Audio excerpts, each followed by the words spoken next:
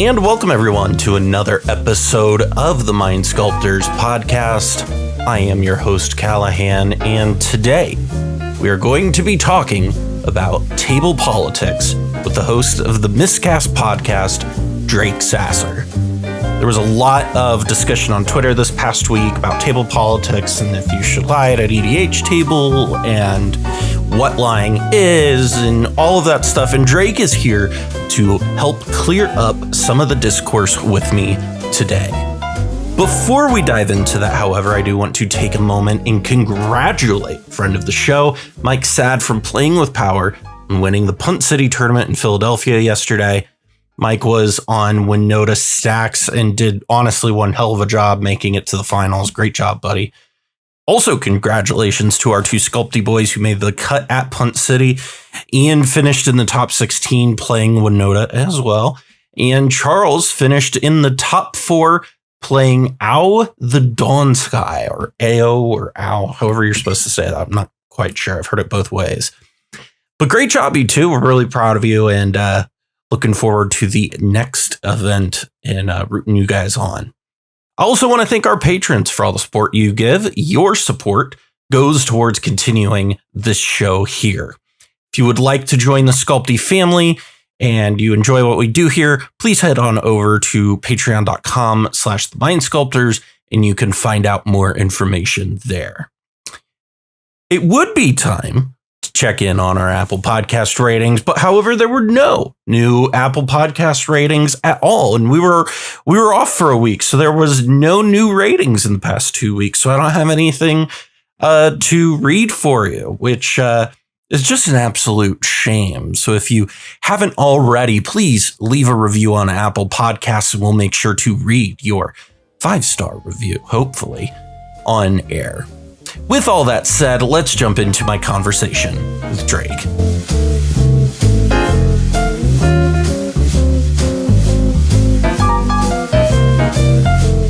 So, basically, the reason we're talking today is something you've already talked about on a podcast and already given context to, but we're going to do it again because, we need it, is basically... The TLDR is you and Mikey have a podcast called The Miscast, which is a wonderful show. You should go listen to it. And before we even get into the discourse that came from this, just kind of explain your point and what you were talking about and like that whole conversation. Sure. Yeah. So it kind of started from a mentality thing that I've noticed in pods that I've personally been playing, right? I've seen cases where people are afraid to look dumb. So when they make an attack and someone's like, what? Why are you attacking me or whatever? Like people actually buy that. And that's not the experience I've had in pods that I've played. Like, if I'm playing a pod with like testing group, right? I put a testing group together for Punt City. These are people that, I either know from 60 card spaces or I trust their opinions very, very, very much. And it's, small, keeping it small so we keep our ideas together and cohesive. We've seen how things that escape go. When we're playing those games and like we make an attack and people are like, what? Why are you making that attack? Our immediate response is an explanation. Like we're immediately like, we're attacking you because this, even though they have ad nauseum, I think that they're further from that and they're further behind, whereas you're more likely maybe you have a treason stoker. Like there's actual like immediate logic. Whereas I've seen in other spaces that exact same kind of interaction will happen and people immediately second guess themselves and they'll be like, whoa. And that was like shocking to me. This is not something that I would see as much in the 1v1 spaces because it doesn't really come up. If you're just a jerk to somebody, like, why are you making this play? You don't owe them any explanation. Like, play your cards. Right. But like, because there's discussions and table talk's a part of cEDH, that's something that I needed to be more conscious of. So anyway, this came up. I told Mikey, like, let's do a show about this because there's been a ton of discussion, especially after Tier 1 Con, about table talk and stuff like that. I think it's time we did an episode about it, at least talk like high level. And we ended up touching on the tweet Ken made about, I don't want to go into all of it again, but basically there was a pod that intentionally drew to start another game because there was kind of a standoff situation like there was known information, like guaranteed known information from opposition agent that a player could stop a win, but they would die to the Najeela player if they stopped that win, theoretically. I mean, we're not even talking about things they could draw and what have you. There's so much more context even I don't have, which is why it's so wild to me that this happened. But basically the whole pod was like, oh, I don't know. Well, we can't really figure this out. So what if we just draw and play another game? And that's something they can do. It's legal and it makes sense. Yeah. So, it's interesting. And obviously it's a talking point. And Ken made the suggestion that the Najeela player should have offered a deal, should have said, something along the lines of, if you stop this win, I won't attack you for 3 turns. It's three draw steps at an answer to my board / a win of your own. And, we can start the negotiations there. Because, of course, you can't offer anything out of the game. That's literally collusion, bribery. You're disqualified. Literally illegal. Yeah. But like you can say these things in game that I won't attack you if you stop this win. That's something that is legal to say. And I was like, oh, that's a cool idea. But I think people would buy it, but I don't think people should buy it because I think people are too trusting. And this is where the out of context statement where I'm like, yeah, if I'm the Najeela player and I make that statement, I would probably do it with the full intent to just kill them on the next turn. Like I would just attack them. Like what is the downside? Like I win the game now. Right. Awesome. We're done with this pod. I'm going to play the finals now. Or I don't have to replay another game. Exactly. There's no accountability from pod to pod. And that plays into the prisoner dilemma thing that we've talked about in the Miscast before as well, where because there's no accountability, you don't have to play another pod with these people. So you don't need to build any kind of rapport with these people. You can just spite them at any point if you want to, unless there's any kind of insurance. Like if there's a win on the stack and you can say, whatever, I have Mindbreak Trap and show them the Mindbreak Trap. You can give guarantees for stuff like that. Whereas something as abstract as I won't attack you, why should anybody believe that? This is the thing that I think is interesting because, again, because we got pitted on different sides, obviously. So this got sparked a Twitter debate about, and I believe it was specifically, is lying in cEDH okay? Or should you do that? And it's interesting because one, it just sounds like that's not entirely the context of what we were talking about. But also just the context of what, number one, how do we define lying? Because what your definition of a lie could from person to person can vary vastly. But so people started having this conversation about sportsmanship and all of that. And for me, my perspective on it, without even listening to the show, so I'm already part of the problem. True. I'm horrible at consistently consuming content, although I do enjoy your show a lot. And my whole take was I was like, and I believe you said you referenced my Survivor analogy in the podcast, it's lying is absolutely a strategy that you can have. You can take that, you can use that to your advantage throughout a tournament. And we even talked about this pre-show, is that my kind of take on that is, well, if you're lying in the entire tournament, after 2 or 3 rounds, word's going to spread. You've now lied to 9 people, and those 9 people probably came with 4 or 5 other people.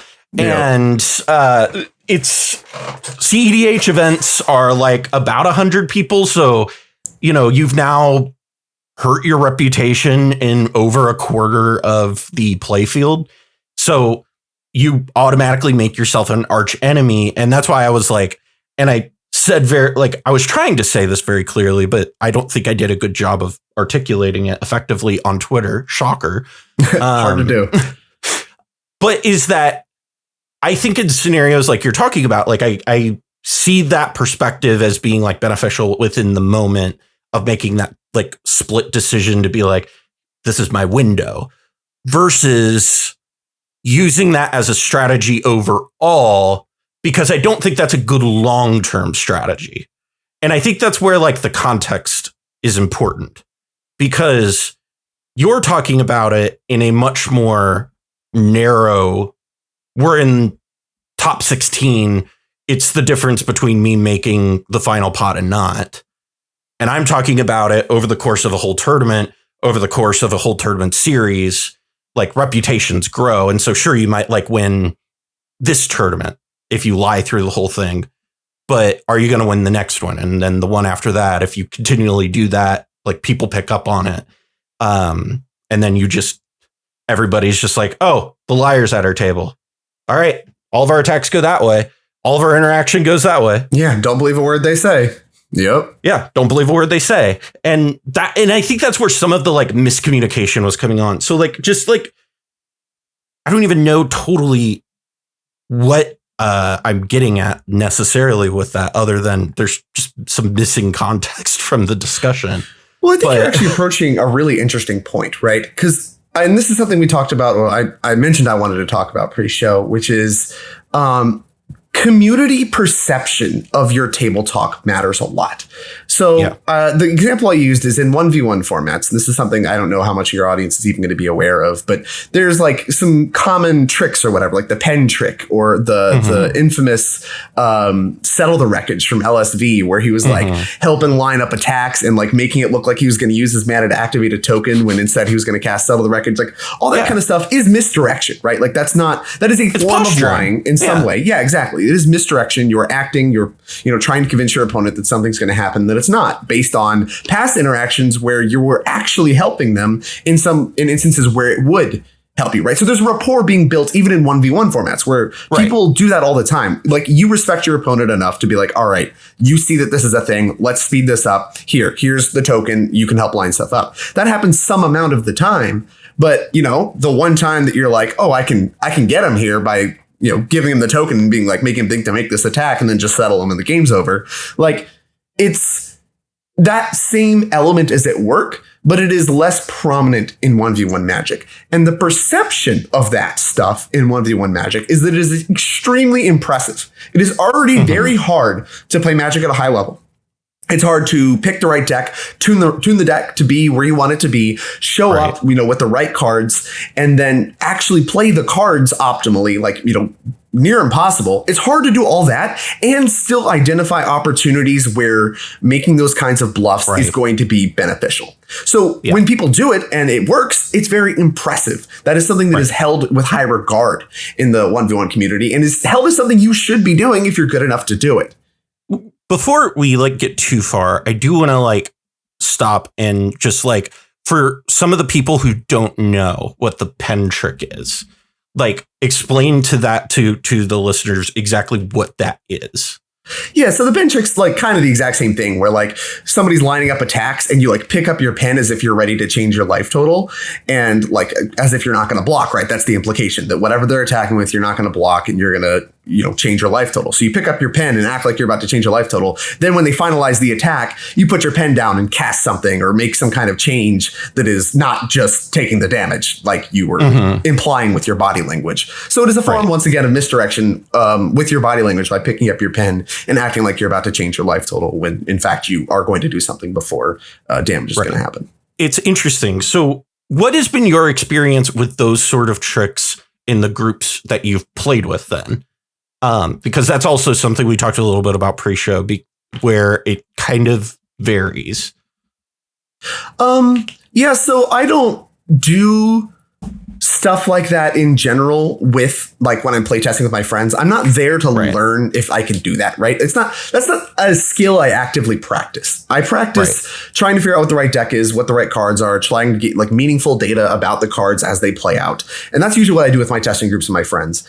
Sometimes if I'm trying to be showy in a match, a bunch of people are watching, I'll clown around. But for the most part, that kind of stuff is very much reserved for high pressure situations where there's an opportunity for that to present itself. First of all, you have to think someone's going to bite. You have to see it as something that's actually value added.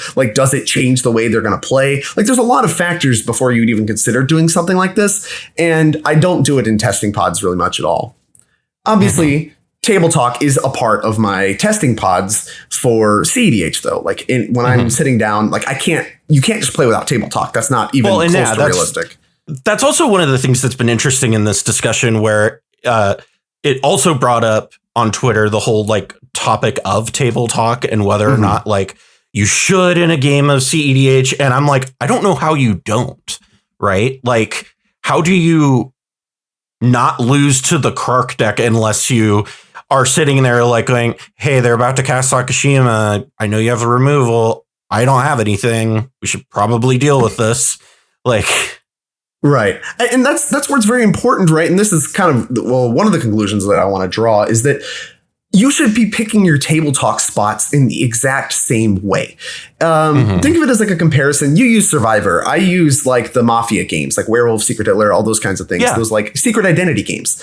Those are very, very indicative of spots where like you are, the whole game is table talk. So obviously it's isolated, but it's the same idea where a lot of times you want to be just telling the truth. Like you don't really want to lie most of the time until it's very important to do so, until there's an opening for you to win the game by whatever mechanic wins you the game by convincing someone of something that's not true.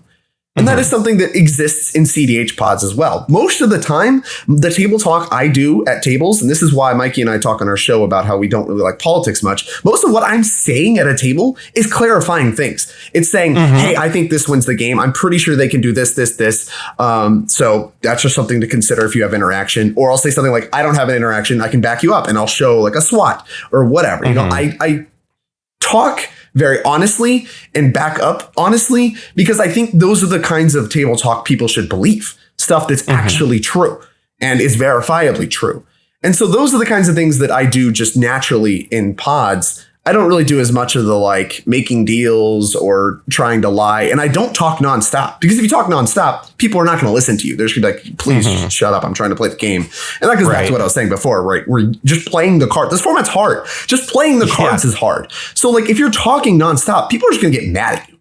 So I do think people tend to weigh harder on talking than they should, given that it's not something you should do very often, but it's powerful when done effectively.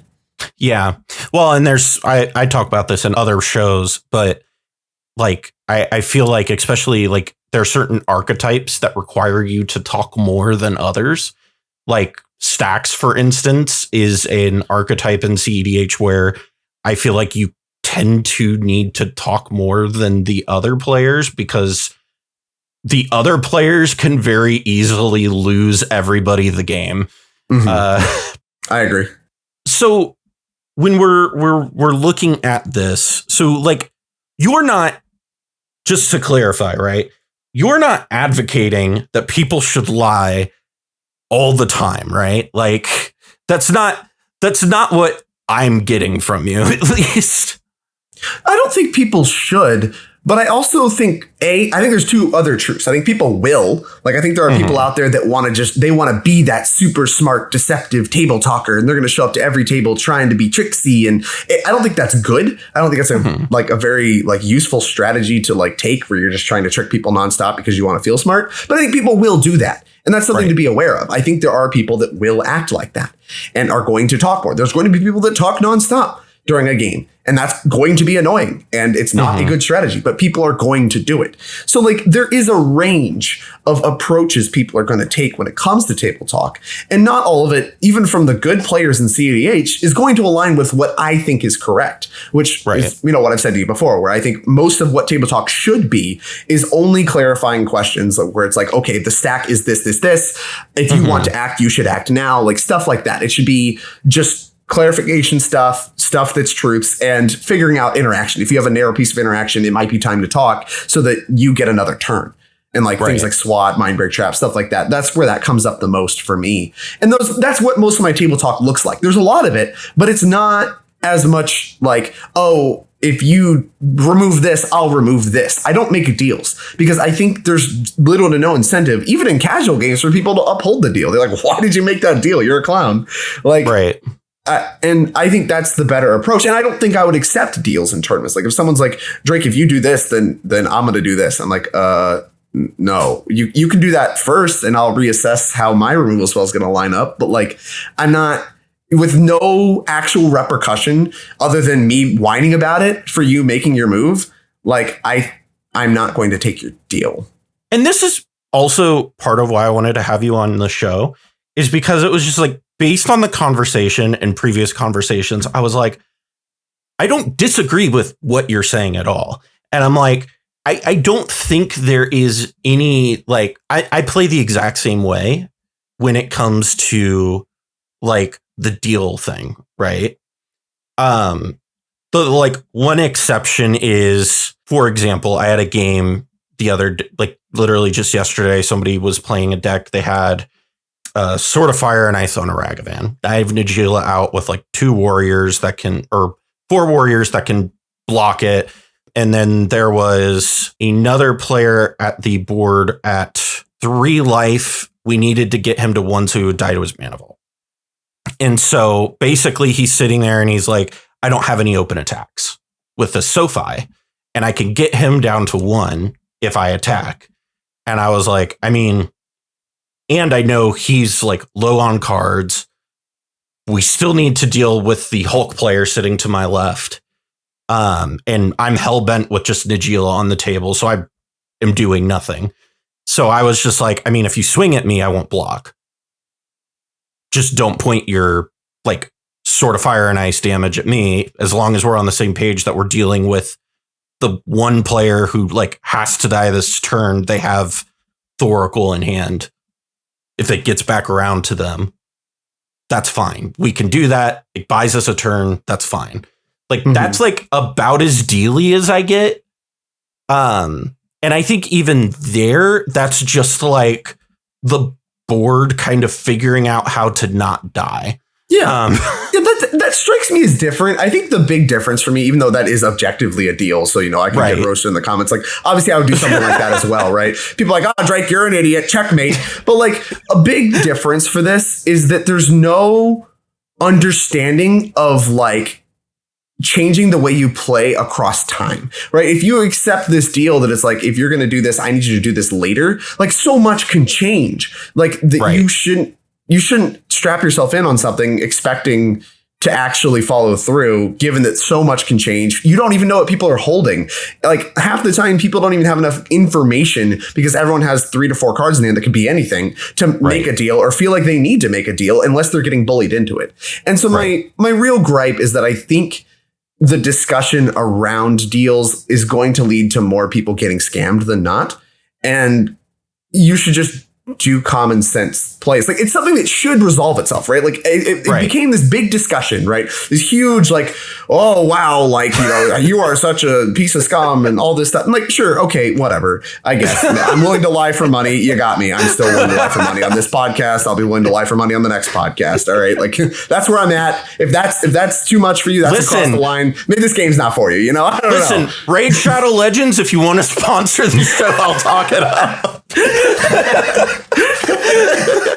Right, exactly. So like, you know, when we get down to it, it's like I wish everyone, you know, if the whole world could see things the way I see them and, you know, make plays that, you know, pass the sniff test and don't seem like you're getting scammed, like whatever. That's not the case. And people, because they're insecure or because they don't understand the entirety of the context of what's going on, I actually think I'm going to be more likely to be someone that says, I don't think you should take that deal because, and I'll explain my, like, I think I'm going to find myself in that position more than someone offering deals or taking deals. Is I'm going to be someone trying to dispel deals because they're bad for me. Like if someone's not offering me a deal, like obviously that's bad for me. And it's probably bad for the person that's getting offered the deal too. So like, being able to explain why is an advantage I actually have at attacking that strategy.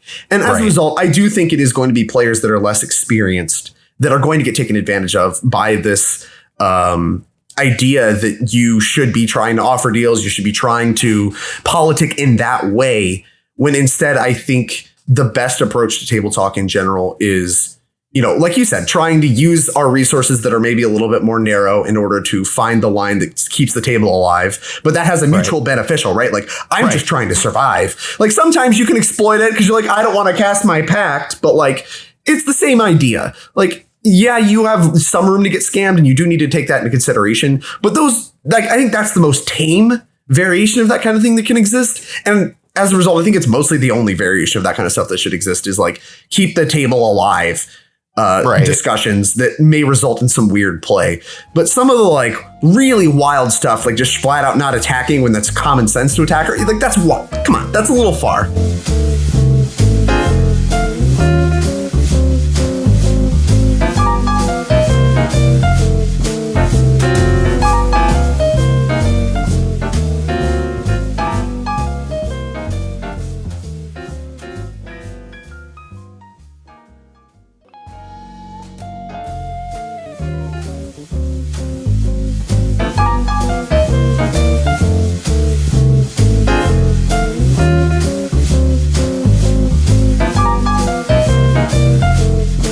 think it's important to like point out the small ways that we already do kind of do, like you said at the top of the show, where you will sometimes just misrepresent, like, I have 2 mana, just leaving 2 blue mana open, so people respect the mana drain, or people aren't playing mana drain anymore. Opposition agent's a fine example. Whatever. Yeah, opposition agent, whatever. How many times have you seen people with just a mana crypt and hell, it could be a white before opposition agent was printed, right? Because people used to kind of respect David's mind sensor. People have mana crypt in a black, and people just will not crack their fetches, right? They'll take an entire turn off, because they are respecting the opposition agent. You don't know they have that. Yeah, I mean, people do that same stuff in 1v1. And this is really, I think you're like very, very close to the real problem with trying to define where the moral line is. And this is why I like just using the rules. Like, if you're not actually colluding, you can say whatever you want in the game. And as long as it's not harassment, like, you're fine. Because like the whole point of Magic is you want to misdirect your opponent with the way you play anyway. Think about this. If you're playing a pod and somebody plays their second land or whatever, obviously it's a terrible hand, but you get the idea. If they play land, they don't play their Thrasios when they could have, and they pass the turn. They just say go. They have said nothing. All they have done is play their Magic cards, and yet they're saying a ton. Like, not playing Thrasios, that's opportunity cost loss. Like, that card represents fears. Do you not have fears? Okay, but you don't want to even get Thrasios in play. So are you holding up mana? You have counterspells, tutors. Do you have mana drain? Do you have, all these things? These are all things that make your opponent think, and you're not telling them what's in your hand. You're not like, hey, I didn't play Thrasios here, but I actually only have a mystical tutor. I'm not going to counter. You're not saying that.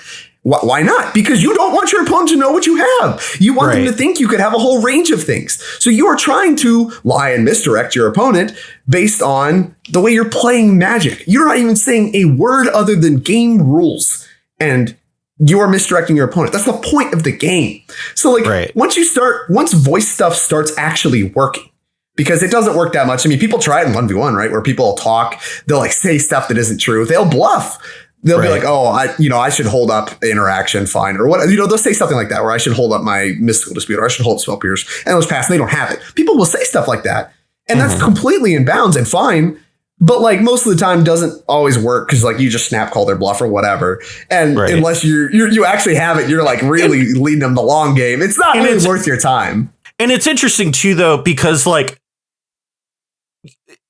I feel like people are more willing in 1v1 to like make your opponent call your bluff, because the punishment for you calling their bluff is way less severe in 1v1, I feel like, than it is in 4-player Magic, right? Yeah, I think that's why it works so well. It's a lot easier to strike fear in people, because the blowouts are so punishing in cEDH that people actively play differently because they're scared. They have fear of getting blown out. They have fear of looking foolish in front of 4 people. They have all of this like insecurity and this fear that's built up in this format, and it's created a different culture. Right. And that's probably why there's such a visceral reaction to lying to people, because you look like a fool in front of everybody. Like that sucks. People don't want that to happen. But like at the end of the day, like that can happen. That will happen when you're playing 4. You can still misplay and you're going to look like a fool or whatever. Like, who cares? Everybody misplays. Like, oh, you fell for a lie. Okay, that happens. It was convincing. Happens to everybody. Yeah, exactly. Like, the fear is where you run into issues. And the fear is what's causing these people to be like, Drake, you're such a scumbag. You would lie to people, and yeah, you're going to get obliterated in every pod for the rest of your life. No, that's not true. If I lied in the finals of Punt City that I'm playing this weekend, if I lied in the finals and it led to me directly winning the game, it would be a huge discussion. And about half the people would be like, Drake played great. And about half the people would be like, I can't believe Drake did that. I'm never believing him again. And the immediate next tournament I play, I guarantee you less than one person a pod is going to suddenly not trust me. Less than one person a pod. It's not going to have this sweeping effect. I'm not going to be canceled forever, because I tell the truth most of the time. I don't try to get one over on people most of the time. I literally just explain the board state. And so if I did pull that off, like, I don't think it would be held as some huge immoral thing. It would be held as good job, which is what happens in the 60 card formats. And people overrate how much people like in the cEDH community think lying is not something you should do, I think. And as a result, we have these weird discussions that are just talking past each other on Twitter.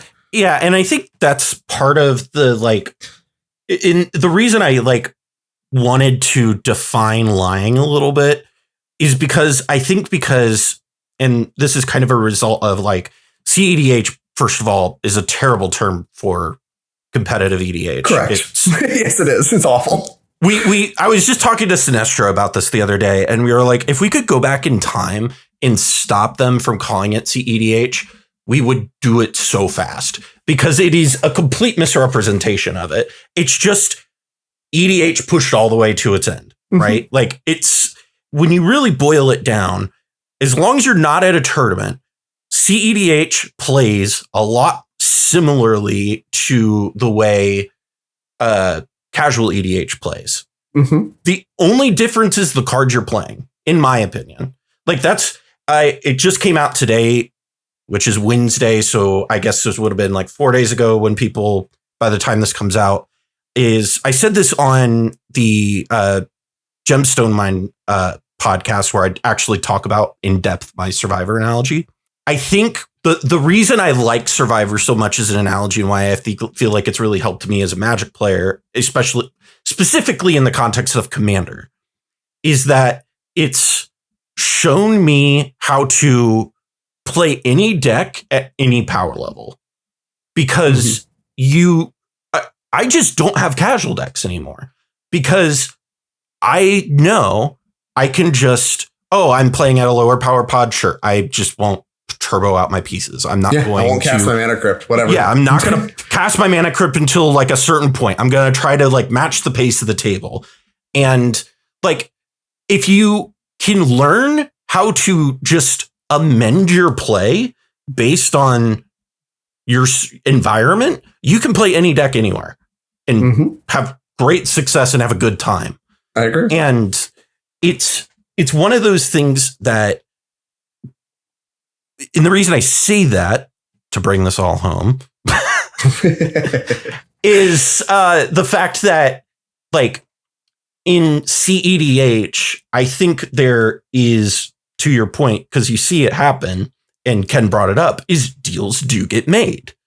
And that is something that I would say outside of we as a table, in order to not lose right now, should not do more often than not, because deals generally don't work out for anybody above. Because if I offer you a deal, I'm probably not telling you why I'm offering you that deal. Exactly. Obviously. So you have to try to figure that out. It's a whole sub game of why is this deal favorable for you that you would offer it? Exactly. Or mutually beneficial. Is it mutually beneficial? Great questions to ask. Right. And I mean, even the deal that I brought up earlier, where the Sword of Fire and Ice situation. Yes, it does buy us a turn. It also saves my Najeela for a turn that lets me be able to play another land, that lets me be able to get another attack through. And with only 2 opponents, that's way easier Najeela math. Yeah, who knows? Yeah, maybe you draw Derevi, maybe you draw whatever. Keeping Najeela on the board for another turn is bad news bears for everybody else, and it's great news for me. But we also survived. So yes, I'm giving you that deal because we kind of need to not die, but also I really don't want you to point your Sword of Fire and Ice at my Najeela. Exactly. So there's always some sort of and I think that's the thing with the lying thing that I think isn't getting mentioned in the conversation on Twitter, because Twitter is a hellscape. Is this idea that you shouldn't lie and take a deal and then go back on it, but it's okay to offer a misleading deal, right? Yes, the other side of that coin, the temperature, yeah. And I don't think anybody's talking about that other side of the coin, where I think because I want to clarify for everybody at home, my initial understanding of this entire discussion when I was commenting on Twitter was you should lie all the time, 24/7, every single game. And I'm like, you and I both agreed. We were like, that ain't going to work, Chief. Yeah, it's so frustrating that people take out of context sentences. And then, I mean, obviously these people don't know me, but it is strange to me. This doesn't really happen that much in 60 card. It happens some. Miscommunication always happens, and Twitter is always a hellscape. But in cEDH, people, for some reason, are accustomed to getting like extremely excruciating detail, whereas I prefer a little bit more concise statements and put reliance on the readers or listeners or whatever to take into account obvious context. Like, just if you spend 30 seconds thinking about how games of cEDH play out and how a community works, you can be like, oh, if you lie all the time, you're going to be taken as a scumbag and no one's going to like that. Okay, great. It is quite frustrating because I feel like this narrative has been driven where, like, obviously I've had multiple people be like, man, you and that Drake guy just don't get along. And I'm like, it's fine.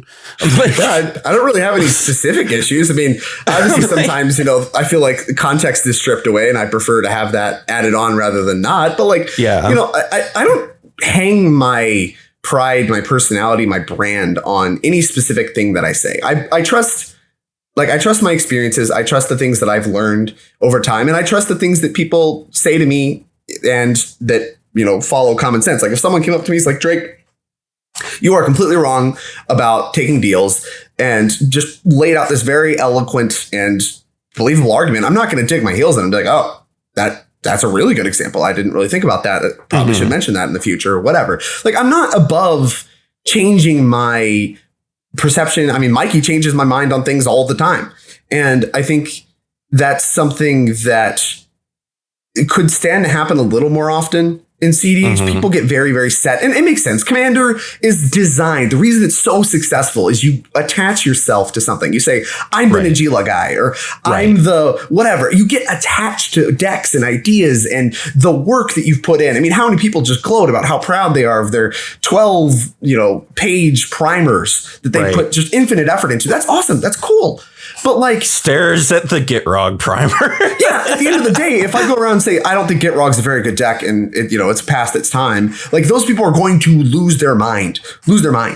And they lose their mind because they put all this time and effort in, and they view themselves and the deck as one and the same. And it's interesting. This dovetails nicely into another topic we're going to discuss on the channel with Claire from Who Brewed This, Anxiety Elemental on Twitter, about how some of the, because she and I had a very interesting discussion about how the reaction to Reed Duke's very banal Commander article of he should stay in his lane and not talk about Commander.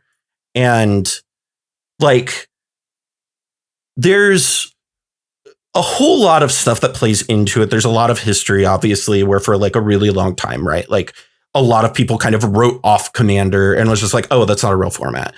And so there's like a bunch of factors into that. Of one, there's a lot of low self-esteem and kind of baked in a little bit of like, people just kind of have a chip on their shoulder in cEDH in general because of that kind of history already.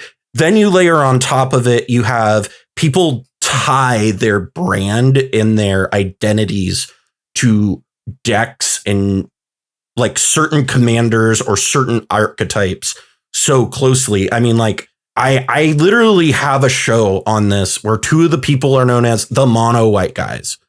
Like, you don't have that in 60 card formats the same way, right? Like, you just sometimes, I mean, look at Legacy, right? You have Legacy specialists. It happens. Yeah.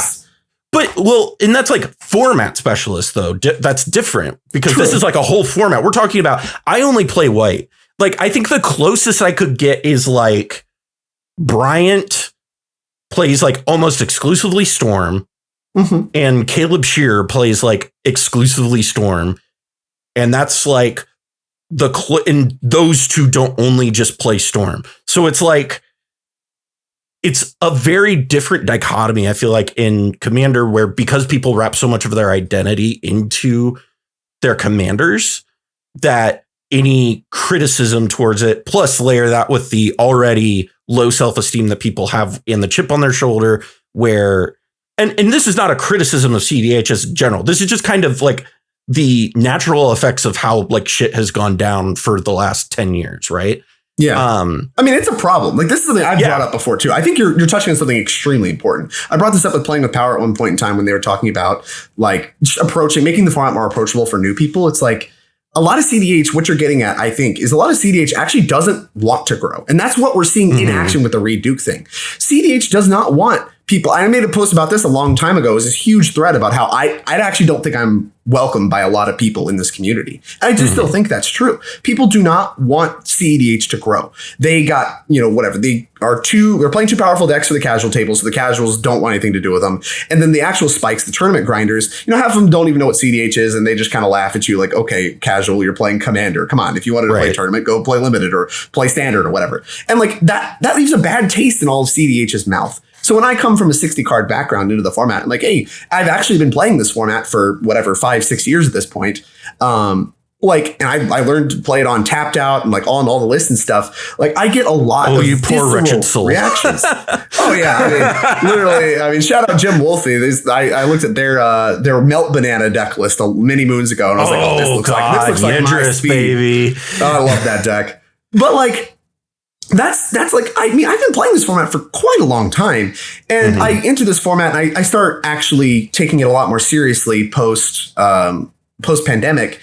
And the reaction is that like, oh, you're a newcomer. You don't know what you're talking about. Like, you're a toxic 60 card grinder. And like, I am somewhat abrasive. I'm somewhat aggressive in my opinions. So like, I get it. I'm used to that, but it was so much more impassioned than anywhere else I've ever interacted, especially as a newcomer. That's so interesting to me, because I feel like you and I come from like similar backgrounds in that regard to cEDH, because prior to 2020, like the latter half of 2020, I was like, the most interaction I had with like the greater cEDH community was I was the guy who made the Lavinia primer. And that was like about it. But I had been playing like Nagila and TNT and all the classics, right? Since like 2016. Like, I've been playing the format forever. Well, not as long as Pongo, but Pongo sometimes will like to remind me exactly how long he's been playing Magic, specifically Command or cEDH. But Brian does the same thing to me. He's like, back in my day, I was playing with Tolarian Academy. All right, Brian, whatever, man. I'm like, okay, I don't know. I get it. Listen, I've been around a long time, but you've been around longer. I get it.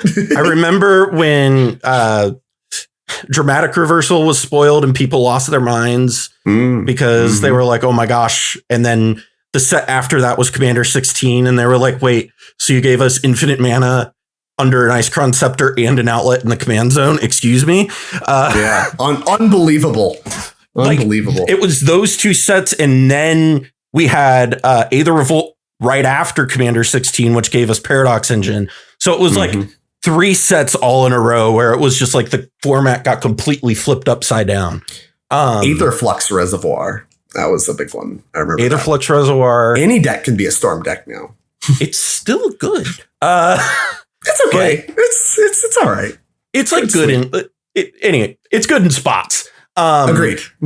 But so like when I started the show, like my reception into the community was, and perhaps this was because I like the way I formatted the show or whatever, but a lot of the reason that I started this was at the behest of Braden, who was like, you talk a lot on Twitter, you should just start a podcast. Hey, you come from a radio background, you should just start a podcast. And eventually he wore me down, and I did. Good old Braden. And he was also my entrance into the larger community outside my little pocket of figuring it out myself kind of things. Yeah. And so I started doing it, and like eventually people just kind of were like, yeah, so like I got like a fairly reasonably good welcome to the community, which was weird. Because like I didn't, outside of like playing Lavinia and those things, like I didn't have like a prior basis of like I wasn't a former tournament grinder. I think part of that like reception difference comes from I came in as a like local guy who organizes some local cEDH events and comes in and has a deck on the database, but that's about it. Doesn't really talk a whole lot, and started a podcast. And the difference is like, I guess I just didn't come with any baggage that wasn't actually my baggage, which is kind of unfortunate for you because like you're walking in and people already have like all this baggage from 60 card players and you just kind of get hit with it. And so like, it is very unfortunate. But we'll go on record saying that I do think you're one of the good ones. I appreciate I'm one of the good ones. I am quite happy that you, Bryant, Phil, and Brian have started playing the format a lot, because I think I am of the opinion that more eyes on the format is a good thing. Because like maybe I'm missing something. I discover new things every day, right? We overlooked, like, I think a great example is the way a lot of people like overlooked TEVESH when TEVESH was spoiled. And for like a good 6 months, TEVESH has just sat in people's bulk piles. And then one person took it on a stream, and then suddenly TEVESH is all over the database, right? Mm-hmm. And so like, in such a big format, more eyes is only a good thing. And I like having eyes, especially of people who have experience of playing in tournaments, and especially as the tournament scene grows. Like, we need more Drake Sassers to come around and like be like, hey, this is how tournaments work. Yeah, it's a shocking the amount of things that are held as common sense to like 60 card tournament grinders that are revolutionary, it seems, to some cEDH players. Some people agree with me, some people don't. I'm a very controversial person, but most of what I'm expressing are things that are just good faith assertions of, you know, assumptions about tournaments, and not even assumptions. They're just truths at this point. Cause like, you know, we've been through the ringers. We've seen what people are willing to do for money. We've seen what succeeds over the course of intense pressure, just tournaments week in and week out. Like, we're never going to see that again in Magic the Gathering. We're never going to see the density of tournaments we had pre-pandemic, where it was every other weekend with something huge, an Open, a GP, or whatever. And we really got to see the pressure that puts on formats, and what breaking those formats looks like, and what a solved format looks like. I got a huge argument about that the other day, and it's like, you know, I hate to break it to you, but cEDH could be solved. It's just not going to be, because it's a lot harder to do. Yeah. And like, but you can get close. You can figure out that some decks are better than other decks. You can learn a lot, and you can basically dwindle down the number of decks that you think are reasonable choices to win a tournament. That's like a completely reasonable process. And it doesn't involve, you know, needing massive amounts of data. It doesn't involve, you know, needing to know specific tournament metagames. It just doesn't. Like, you can learn what is objectively powerful and consistent outside of, you know, a lot of the things that people think you need in order to figure a format out, in order to truly like solve a format as best as you can. Like, Modern doesn't get solved on the back of like a ton of data and stuff and all this. It gets solved based on what's just like wins tournaments week in and week out. And people find those decks. They don't just know. People don't just look at it and go, I don't know, this has got to be the best deck. Like, you have to actually figure that stuff out. And then even beyond that, in Modern right now, like, people are building it different. Like, there's still different variations, there's still different builds. Even with the pressure that Modern has on it, it's not solved. But there's a defined metagame, and cEDH doesn't even have that. So we're so far from being solved. It's something that I think we should start working towards, and that's something I've asserted, and it's something I think is very possible. But people that act like cEDH is solved and the best decks are known are just completely have no idea what they're talking about. This is not true at all. And it can be. And like, these are the things I come to the format saying, these are just truths. This is how Magic works. It's still Magic. It's still Magic the Gathering. And it still operates under the same framework as any other format. Mm-hmm. Yeah. God, I would love to talk about that solved thing in more like detail, topics. But that's like a whole nother hour podcast. So I've already taken up a lot of your time, which I really appreciate. you taking time to talk with me and listen to me ramble and completely forget what I was saying in the middle of a sentence. It happens to all of us. It definitely happens to all of us. So for the folks who are at home listening, however they may be listening, it's probably in your recommended tab for us on Spotify or what is it? Apple Podcasts or however you're listening to your podcast. But where can people find you? What's the show that you do with cEDH, all that jazz?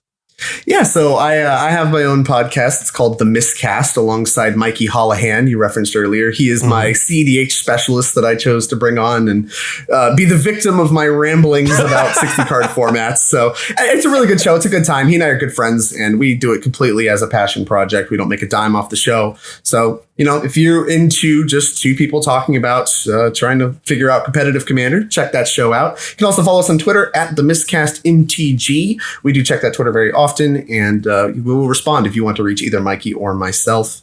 And I guess if you want to find me personally, you can find me at viral_Drake. I'm causing drama all the time on my Twitter account, intentionally or not. And you can find me on Moxfield, just viral Drake, no underscore, and you can see what I'm working on. But yeah, but it's great to talk to you. Glad to have you on the show. And I'm glad we were able to kind of discuss this and just kind of demonstrate that like our opinions are not that far away from each other. Like, I agree. The problem is there's so much under the politics umbrella that naturally I can't talk about everything exhaustively. And so someone's going to find some way to construe things in a different way. And I think that's very much what happened. I think you and I are on the same page for the most part. And I would agree. If we played a pod together, I don't think there would be huge shouting arguments or anything. I think we would just play Magic like normal people. You would just figure out how many times I just sit there. If there's like a Magda or a Kinnan, I'm just like, hey, we should probably kill that. Hey, we should probably kill that. Hey, we should probably kill that. Najila, like, okay, Najila, all right, simmer down. I'm killing everything if I'm killing anything. Here's my fire covenant. It's all dead. Get it out of here.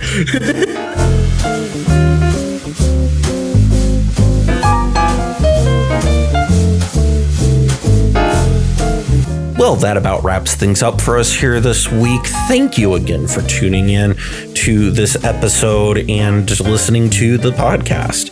If you liked this episode or any of our other episodes, please make sure to rate us on whatever podcast platform you are on. And if you are listening on YouTube, go ahead and hit that subscribe button and tell me down in the comments what your favorite part of the show was.